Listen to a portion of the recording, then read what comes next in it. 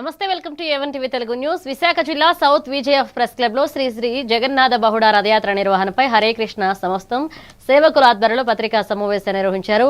ఇక జూలై 24, 2026న మురళీనగర్లోని శ్రీ వైభవ వెంకటేశ్వర స్వామి ఆలయం నుంచి రథయాత్ర ప్రారంభమై Ayyappa Nagar, Teneti Nagar, Varma complex, Muralinagar main road మీదుగా కళింగనగర్ ఈస్ట్ పార్క్ వరకు సాగుతుందన్నారు.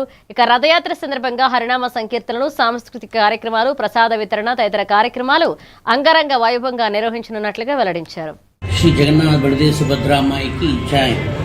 హరే కృష్ణ మూమెంట్ విశాఖపట్నం ఆధ్వర్యంలో జూలై 24వ తారీఖు అనగా శుక్రవారం సాయంత్రం 4:30 గంటలకి శ్రీ వైభవ వెంకటేశ్వర స్వామి నుంచి ప్రారంభమవుతుంది శ్రీ బహుడ జగన్నాథ రథయాత్ర మహోత్సవం.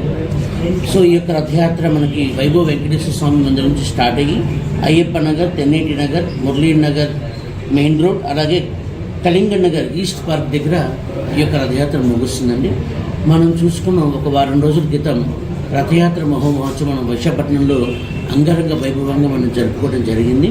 సో పూరి క్షేత్రంలో మనం జగన్నాథ పురిలో మనం చూస్తే స్వామిని భక్తులు ద్వారకా నుంచి బృందావనానికి తీసుకెళ్లేదాన్ని రథయాత్ర మహోత్సవం అంటారు.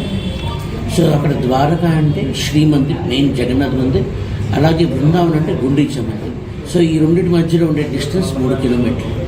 ఆ రెండింటి అక్కడి నుంచి ద్వారకా నుంచి భగవంతుని బృందావనం తీసుకెళ్లేది రథయాత్ర. మళ్ళీ తిరిగి బృందావనం నుంచి భగవంతుని బ్యాక్ ద్వారకాకు తీసుకెళ్లేదాన్ని బహుడా రథయాత్ర అంటారు. మొత్తం మురళీనగర్ అంతా డిస్ట్రిబ్యూషన్ నామస్మరణ జరుగుతుందండి.